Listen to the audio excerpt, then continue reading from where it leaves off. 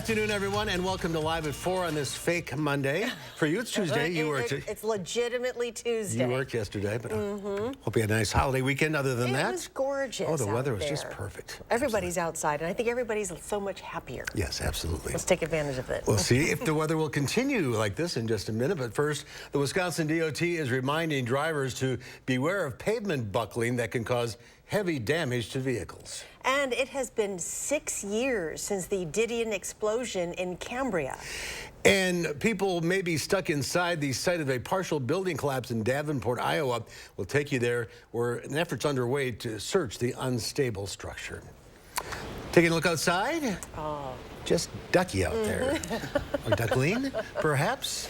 Hot and maybe some rain, question mark. We could sure use some rain. Julian's in the backyard with the details on that. Hi, Julian. Hey, guys, and that's right. So we have had a stretch of sunshine, warm to even hot weather. We're starting off our Tuesday with temperatures into the upper 80s throughout much of southern Wisconsin. It feels like the 90s for even some areas. But as we continue throughout the rest of today and even heading into tonight, one thing we're going to be watching for is the fact that we do have an air quality advisory in effect for high levels of ozone. And that's going to stick around until 11 p.m. tonight for us. But as we take a look outside of the air quality warning, we do have blue skies, and temperatures into the middle and upper 80s are going to stick around throughout the rest of this evening. So make sure you're staying hydrated. It is rather warm, but we will start to cool down heading into tonight as temperatures will be into the 70s by close to around 10 o'clock. Current temperatures around southern Wisconsin, our friends to the west for Bosquebel and Lone Rock into the 90s, and areas to the east a bit cooler. As we get into around Dane County, we're still seeing even the near 90 degrees for Middleton and Cross Plains. So clearly it's a bit warmer to our friends to the west. Those breezy winds from the south are really the ones that are fueling the hot air we're dealing with. But as we get into tonight, cooling down into about the 60s for us. And as we get into the rest of what we're going to see, we'll talk more about the potentials of rain later on. But right now, quick look at our traffic. Things are rather smooth, a little slow on the eastbound side of the belt line as we're getting into our 4 p.m. commute. But again, we'll talk all about the rain coming up in a few moments. Until then, back to you. All right, Julian, thank you. And with temperatures rising, the risk of road buckling increases. In fact, the Department of Transportation says eastbound lanes of Highway 12 and Highway 33 are closed right now due to a pavement buckle. The Wisconsin DOT is reminding drivers to be aware since pavement buckling can cause heavy damage to vehicles. Kyle Pozorski has the story. Well, right now we're going through some hot weather, which is the #1 reason why the roads can buckle. When temperatures go from being cool to very hot, slabs of pavement expand, pushing against other pieces. Barry Pay from the Wisconsin DOT tells us the state agency wants to make sure drivers are aware of road buckles, explaining how they happen. A small, what you would call like a little explosion of concrete to shoot up, and that's really what a buckle is. It's that pavement joint has failed, and therefore we're having the concrete kind of move around and just become a debris field on the pavement. He tells us that if you drive over a buckle, not only could it damage your car, but others behind when the pavement gets thrown back at your car tires. The problem is unavoidable thanks to the type of seasonal change in temperature seen across the Midwest. When the buckles do happen, he says the DOT works to get crews in place to fix them right away, additionally reminding everyone to slow down and use caution whenever repairs are being done to the damaged areas. A family's cat died early this morning after a fire at a Monona home. Monona Fire Department crews were called to the 5400 block of Pheasant Hill Road at around 3 a.m. today for a report of a possible structure fire. Firefighters arrived to find a garage and camper engulfed in flames and heavy fire spreading to a house. The family in the house and one of their pets was able to safely evacuate, but a second pet, a cat, was found unresponsive and later died. No other injuries were reported to either the family or firefighters. A man was found dead after suspicious circumstances at a campground in Richland County last week. At 9:30 last Thursday morning, Casanova EMS was requested to Bunker Hill Campground for an unresponsive male. The EMS determined that the man died under suspicious circumstances. Assistance was requested from the Wisconsin State Patrol, Wisconsin Crime Lab, and the DOJ. The investigation is ongoing, and there is no danger to the public. It was a huge voting demographic in this last election. College students helped propel the state's liberal Supreme Court candidate to victory. And as the two parties look ahead to 2024, political reporter Will Keneally has more on how that voting bloc defines politics in the state. Will? So it's not just Democrats or liberal candidates this past April that see the power of the college vote. Earlier this year, a conservative activist told the Republican National Committee that specifically Wisconsin poses a threat and that the grassroots organizing on the liberal side, Republicans don't have anything like that. We sat down with former Governor Scott Walker, who now runs a youth engagement group, on where Republicans hope to go from here. By 2024 nationwide, millennials and the Gen Z generation will make up almost half of all the voters in America and proportionately in Wisconsin. And so we can't just hope that they're not going to vote. He says part of that is connecting with college students on issues that matter to them. He talked about a college tuition freeze, for example. He added that conservatives need to start sooner, in high school, for instance. Now, Walker wants to push back against what he calls the indoctrination in schools. And we'll explore more of that coming up tonight at 5. 3 men were injured Monday evening after a fight in Fitchburg escalated into a shooting. Officers were called to the 2100 block of High Ridge Trail just after 7 p.m. for a report of shots fired. 2 men were found with non-life-threatening gunshot wounds. Police said a third man arrived at a hospital with serious gunshot wounds a short time later. The 3 men, ages 18, 20, and 22, are in stable condition. An initial investigation appears to show the shooting stemmed from a fight in a parking lot at an apartment complex. An investigation is ongoing. Well, tomorrow marks 6 years since the deadly explosion at the Didion grain mill in Columbia County. On May 31st, 2017, we watched and waited with the community of Cambria as first responders rushed to the plant. 5 people were killed, 14 others were hurt in the incident. The U.S. Department of Labor determined the explosion was caused by dust hazards that could have been prevented if industry safety protocols had been followed. There may still be people stuck at a site of a partial building collapse in Davenport, Iowa. A woman was rescued just yesterday after officials had said no known residents were left inside. Adriana Diaz has more from Davenport, where an effort is underway to research the highly unstable structure. Search crews are back on site at a partially collapsed building in Davenport, Iowa. After stunning news, there may still be people inside. At this time, we have 5 individuals that are still unaccounted for. 2 of those we believe to be possibly still in the building. There she is. A crowd erupted in cheers Monday when a missing woman poked her head out of a 4th floor window about 24 hours after the collapse. That right there is an indicator that we need to go up there. Officials had previously declared there were no known residents in the wreckage, prompting protests over the city starting to plan a demolition. The family of one of the missing pleaded with demonstrators. Let the city do their job. Right now it is an absolute no-win situation, but this is the best plan of attack. Engineers warn the debris pile is actually holding up the remaining structure, and a full collapse is a question of when, not if. Be careful, because this building is going to collapse. This building is going to collapse at its own time. The mayor was asked how any survivors may have been missed. I don't know. Believe me, though, I want to know. He has promised a full investigation. Adriana Diaz, CBS News, Davenport, Iowa.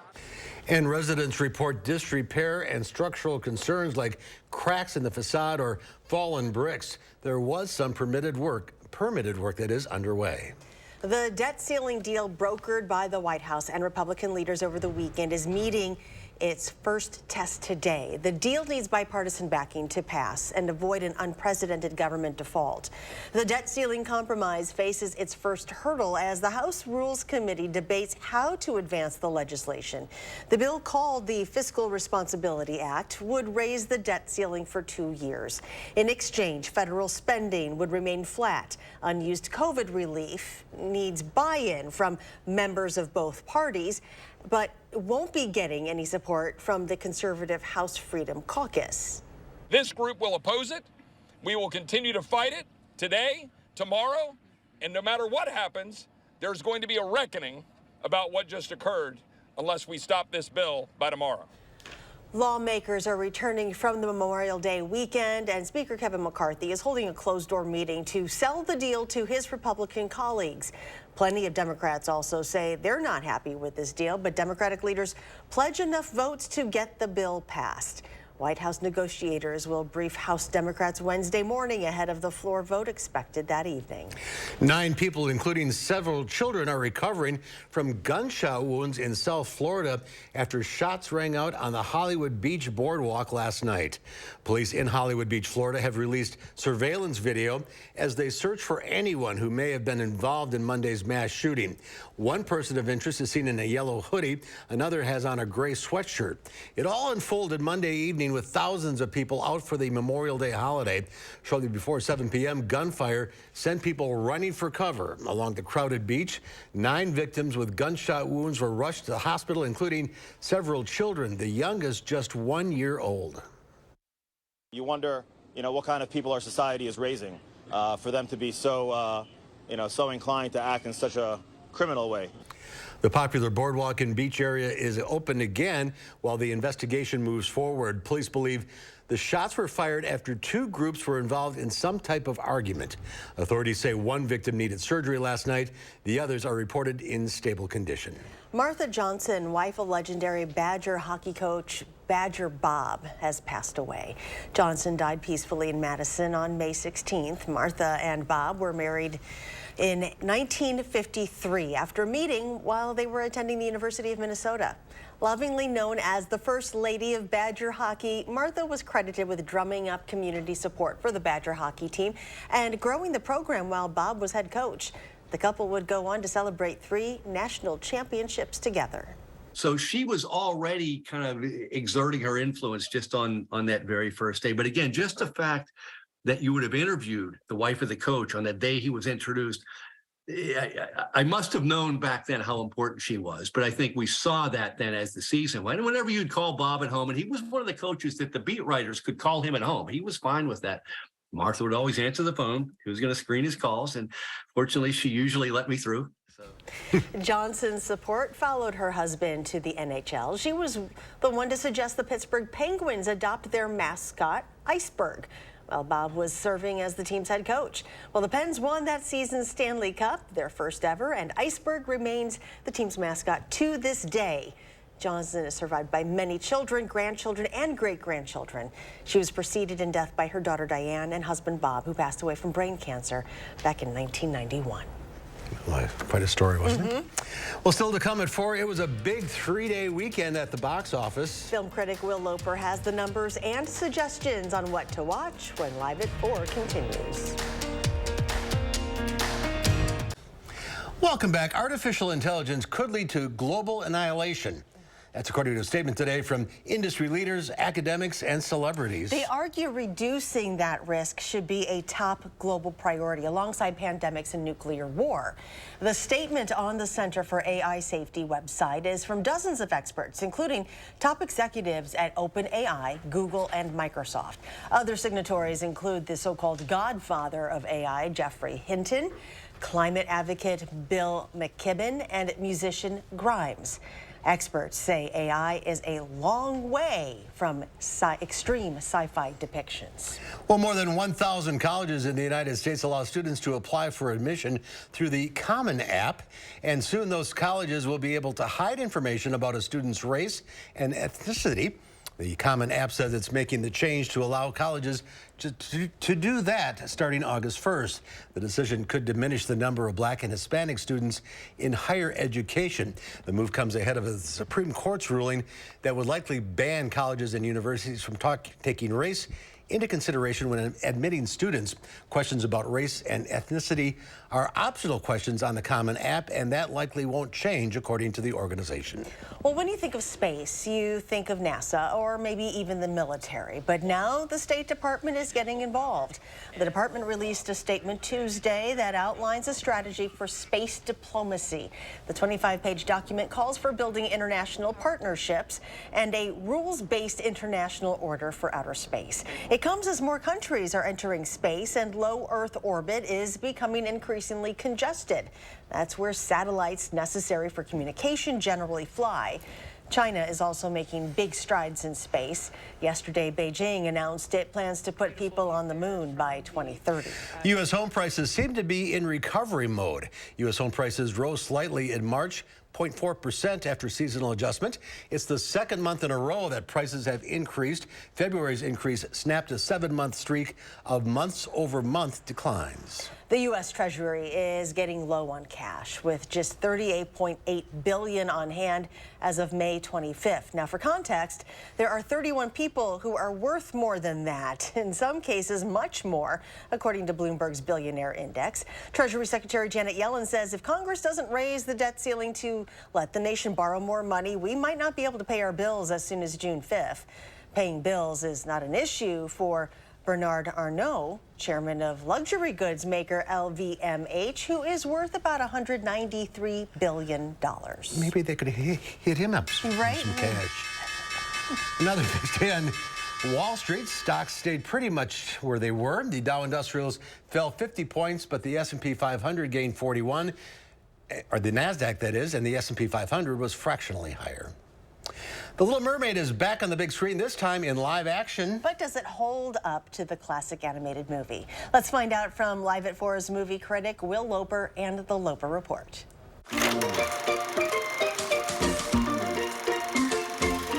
Hey, Mark and Charlotte. The Little Mermaid made its splash at the box office, making $95 million in its first 3 days and $118 including Monday, making it the 5th highest Memorial Day weekend opening ever. You broke the rules. You went to the above world. The live-action remake of Disney's 1989 film finds Ariel, this time played by Halle Bailey, defying her father King Triton and still hoping to be a part of the human world. A man was drowning. I had to save him. This obsession with humans has to stop. I just want to know more about them. Poor child. I can help you. You can't live in that world unless you become a human yourself. When Ursula, played by Melissa McCarthy, grants Ariel's wish, there's a catch. Ariel won't have a voice, and she has to get true love's kiss in 3 days, or Ursula will have her soul forever. Halle Bailey's voice is spectacular as she belts out each iconic song, and Melissa McCarthy is suitably evil as the Purple Sea Witch, adding in a touch of her humor now and then as well. Yes. Now the first third of the movie pales in comparison to the animated version. The sea seems much emptier than it should be. The CGI Sebastian and Flounder are too realistic, and the songs don't quite hit as hard as they do in the original. But once Ariel is on land and we get a more rounded look at Prince Eric and their relationship, the movie comes into its own. He's a human. You're a mermaid. That doesn't make us enemies. This version of The Little Mermaid may not top the 1989 version, but there's enough inventive new moments that make it worth a watch. And it's hard to deny the catchiness those classic songs like Under the Sea and Kiss the Girl bring. The Little Mermaid is worth seeing and is playing in theaters now. Over on streaming services, newly streaming on Netflix is the series Fubar. We're going to lose an operative. Codename's Panda. I'm retired. You zip in, extract Panda, grab the WMD, zip on out. Arnold Schwarzenegger plays a CIA operative going back in the field for one last job. That was on me. Newly streaming on Max is the series Gremlins: Secrets of the Mogwai. Magic is all around us, but you'll never see it if you don't go out and look. Serving as a prequel to the Gremlins films, this show follows Gizmo on adventures in China. And never feed them after midnight. Also newly streaming on Netflix is the 3rd season of I Think You Should Leave with Tim Robinson. Showtime! The sketch comedy is back with more aggressive skits. Ha! Ho! Whoa! Ho! Whoa! Ho! Whoa! For Live at 4, I'm Will Loper. I don't know. I feel like I've been taken around the world on an adventure, and I don't know where I am anymore. That is a variety, that's for sure. Thank you, Will. The more you walk, the more benefits to your health. But what's the best way to measure those steps? Consumer Reports tests the best step trackers coming up after your first Warn forecast.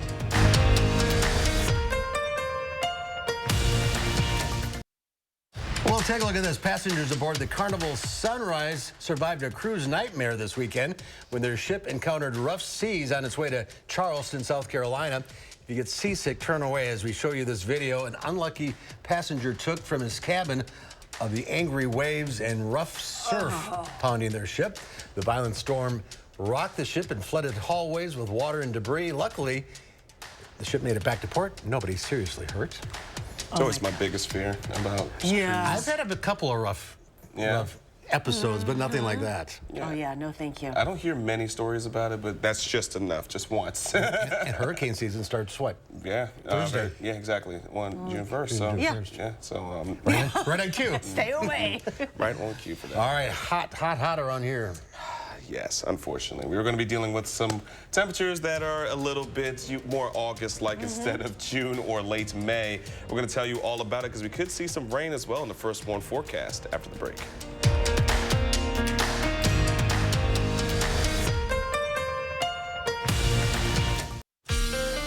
Well, it sure does feel like late August to start off our work week, even though many of us did have to work yesterday. This is what we're going to be diving into for the rest of our Tuesday. We're going to be seeing air quality advisories in effect for high levels of ozone until about 11 p.m. And this encompasses about 90% of Wisconsin, even parts of Illinois near the Chicago area. Now, as we get into what we're dealing with as of right now, blue skies, and it's rather quiet, but it's also quite warm. 86 degrees for many of us is probably pretty hot. So we're going to be seeing those temperatures throughout the next several hours. We'll start to cool down once the sun goes down, but it's going to take a while to get out of the mild range for us for tonight. Now, we're dealing with these southerly winds, which are carrying in not only hot, but warm air throughout much of the upper Midwest. Now, we are looking for a low pressure system, which is bringing in some showers and storms to some parts of Iowa and even for Minnesota. But for us, we're going to be staying dry, at least for now, as this high pressure system is going to be keeping things generally quiet until we get into tomorrow, where we can start to see a bit of some change. We'll get to that in just a moment, though. Lower 60s throughout southern Wisconsin is what we're expecting for many of us here in Madison, Platteville, and Fort Janesville. Areas to the west, like Prairie du Chien, Boscobel, and Lone Rock, will be into the upper 50s, and even cooler for our friends over towards the eastern side for Waukesha. But we're really just going to be onto the milder side for tonight, and then for tomorrow, we're going to be on the hot side. We're talking upper 80s for us here in Madison, near 90 degrees for many of us here in southern Wisconsin, as Boscobel and Lone Rock are going to be forecasted to be hitting that point once we get into tomorrow afternoon. So walking through our future track, it's going to be quiet, at least for now, but we're going to start to see some spotty showers, and I really do mean spotty. By the time we get into Wednesday morning, not expecting much. Temperatures will be rather mild as you're heading out the door, and as we get to lunchtime hour, we could see, again, some of those spotty showers just north of Madison, near even parts of Columbia County, might see just a quick little shower, and areas to the east as well is where we're looking for those lines of showers to start to develop. There's just going to be multiple very isolated rounds of some showers, potentially even some isolated thunderstorms throughout our Wednesday afternoon. But once the sun goes down, it's going to pretty much die out in terms of us really seeing any kind of rain. Our temperatures are going to stay mild heading into our Wednesday nights. Thursday is going to be very similar, but we're going to be closer to those 90s rather quickly. Once we get to the noon hour, we're seeing temperatures near the upper 70s, and then another round of spotty showers, potentially even some thunderstorms throughout our Thursday evening hours, and then dying off once we get into our Thursday night. So really the theme for the next couple of days is just spotty showers for us, and how much rain we're expecting is not going to be much, especially by the time we get into our Thursday around midnight hour when everything's going to be out of here. Maybe a tenth of an inch, but some areas, especially more isolated into the southeast, might see a bit of a downpour, but again, it's going to be many isolated instances, and many of us are not going to be seeing much of it at all or staying rather dry. So our three things we'll need to know: we're going to be seeing our first rounds of 90s from Madison, and many of us here in southern Wisconsin going into the next couple of days, and then we're seeing potential for us to see some thunderstorms heading into the next several days as well. But this weekend, not so much. We're looking at sunshine, humidity, and hot temperatures. So it's going to be one of those days, if you can get into some water, definitely do so. But, of course, if you can't, we'll find ways to stay cool and also to stay hydrated. This is unprecedented to be this hot, this early, though. Charlotte, I know you love it when it's this warm out, or I guess hot. Yeah. But for many of us, like me and Mark, we would like to wait a little longer. Can't please everybody. Exactly. And I know our farmer friends, they really, really need the rain. Rain, absolutely. So hopefully we can get a couple of those isolated spots to help out just a little bit, but right now it's just really hard to get it. All right. Thanks, Julian. Yep. Well, walking has powerful health benefits. It can protect you against heart disease, type 2 diabetes, even cancer. And according to a new study, your risk of premature death decreases as your daily step count increases. Shane Hogan helps you track your steps to better fitness and health. Do you get 10,000 steps a day? For most of us, that's roughly 5 miles.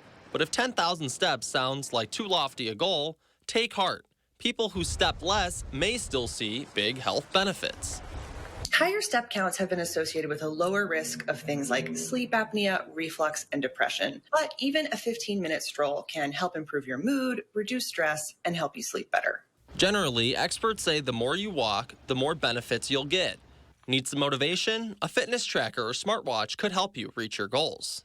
CR tests both types of gadgets to count your steps, check your heart rate, and track your sleep, and it recommends the Fitbit Inspire 3 and the Apple Watch SC. Remember that there's no one correct number of steps for every person. Any amount of walking that gets you up and out of your chair is a step in the right direction. To figure out your step goal, start by quantifying how many steps you get in a typical week. Then increase your daily average by 500. Once you can hit that new number regularly for a week, add another 500. Ready to get started? Well, CR's got some tips. Wear good-fitting shoes and bright colors. Walk with good posture. If you have balance issues, consider using walking poles. And if you need music or a podcast to stay motivated, make sure you're still aware of your environment to keep you safe. And it'll let you enjoy the journey. This is Shane Hogan. What's your step count? I don't know. I ignore it. What's yours? 6254. Show off. You have us all beat. Busy day. Well, I got dogs. I walk dogs. That's true. All right. Coming up here live before, the convenience of takeout food can deliver a lot of plastic waste. We'll tell you how reusable containers could make ordering a little greener. And then at 5, Catherine Work takes you back in time to 6 years ago when the Didion explosion happened.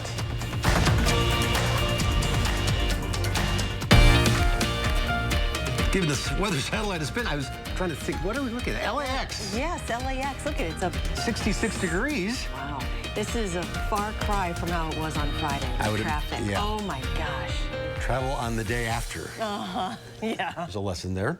Ordering takeout is an easy way to get dinner on the table, but that convenience comes with a lot of single-use plastic that can wind up in landfills. Bradley Blackburn reports on new startups trying to deliver food without the waste. At the restaurant Raiz in New York City, the vegan Mexican food is cooked to order and packaged in a new, greener way. Diners can order takeout in containers that can be reused instead of being thrown away.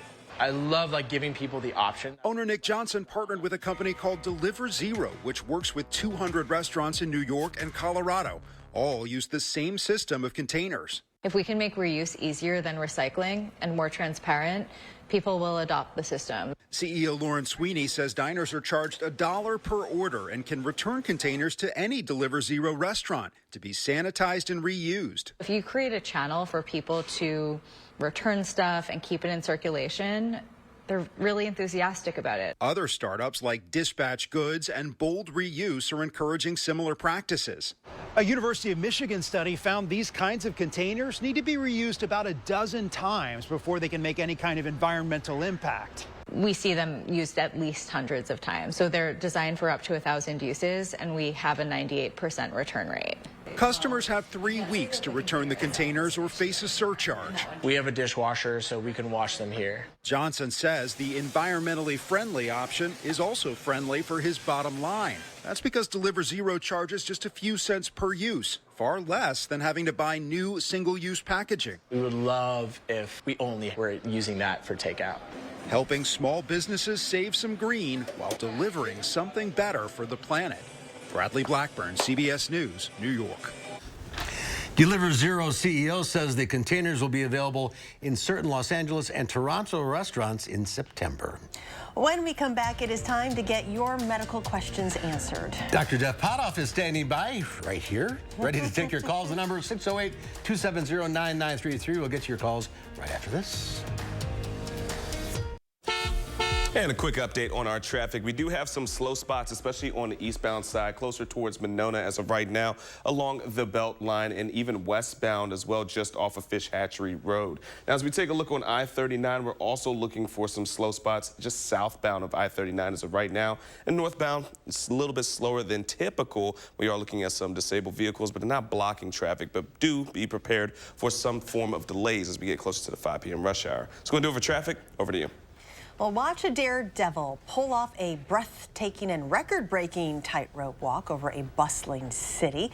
The dazzling and death-defying stunt was performed by 48-year-old tightrope walker Andrea Loreni, high above the Italian city of Milan.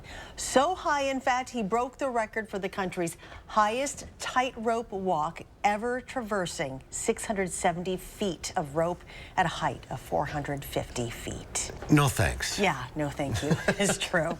Well, it is time for our weekly visit from UW Health's Dr. Jeff Potoff. He is taking your questions today at 608-270-9933. Welcome back. Hey, how are you guys? Good. Memorial Day weekend is past, the unofficial start of summer, and Right. people are outside, and ticks cases are up 25% in the United States. Yeah, I think, and even more concerning here in Wisconsin is we're in a state that has a pretty high incidence of Lyme disease, which I think most folks know.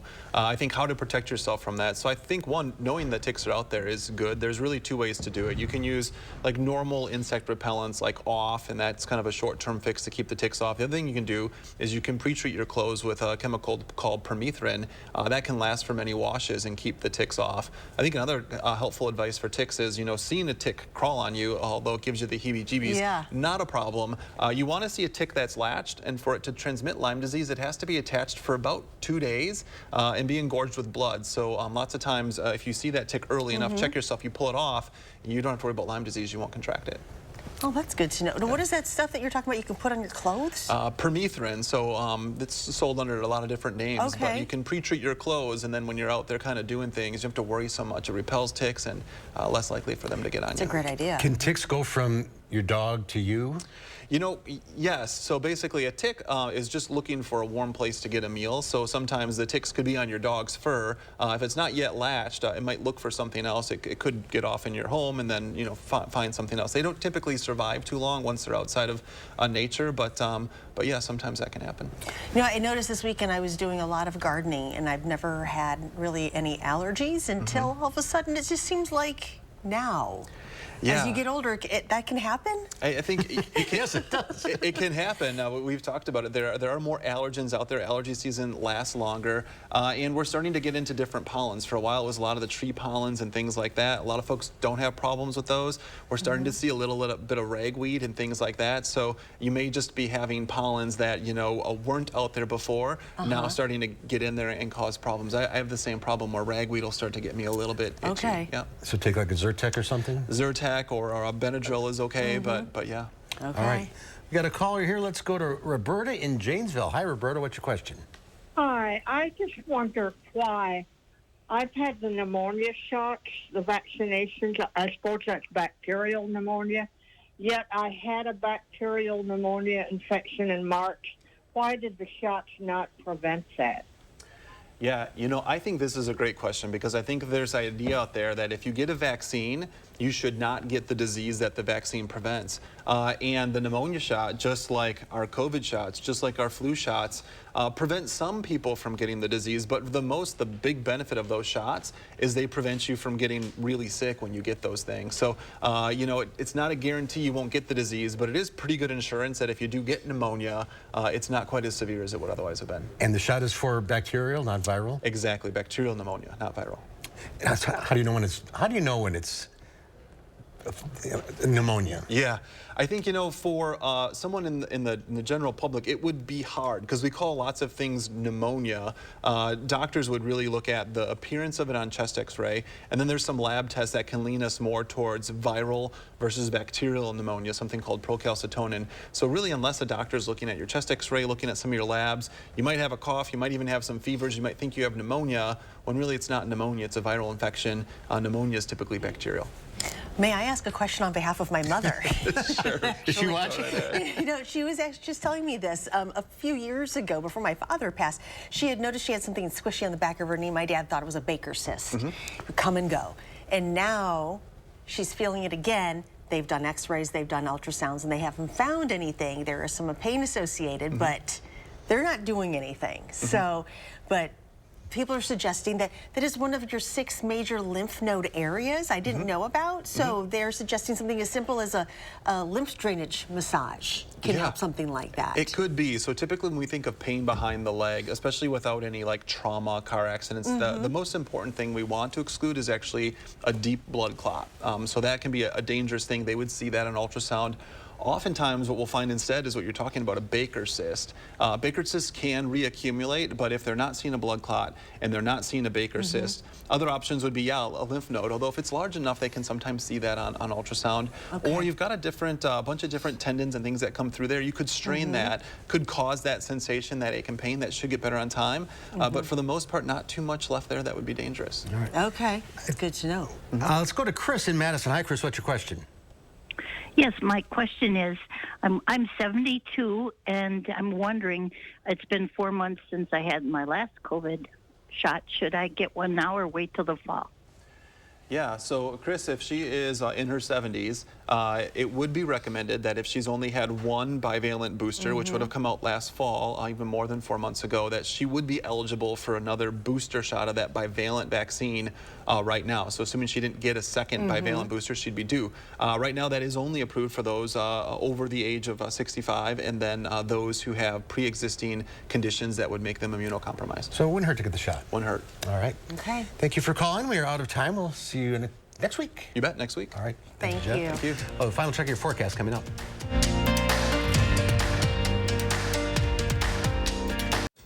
A quick look at our 3 things we'll need to know. It's going to be hot for the next several days, but we do have some shots of seeing some form of rain, though it's going to be spotty at best, with some thunder thrown in there potentially because of the high humidity. But folks, it is going to be warm, hot, and humid, especially heading into this weekend. Make sure that you are staying hydrated and cool. Chief Meteorologist Gary Canals will have more on this coming up at 5.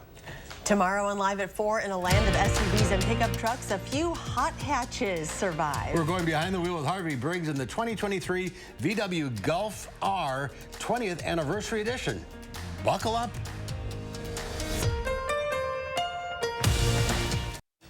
In today's Final Touch, it's the stuff nightmares are made of. Octopus nightmares, no less. Researchers say they may have recorded evidence of an octopus having nightmares. For a month, an octopus named Costello was watched by researchers at Rockefeller University and Hunter College.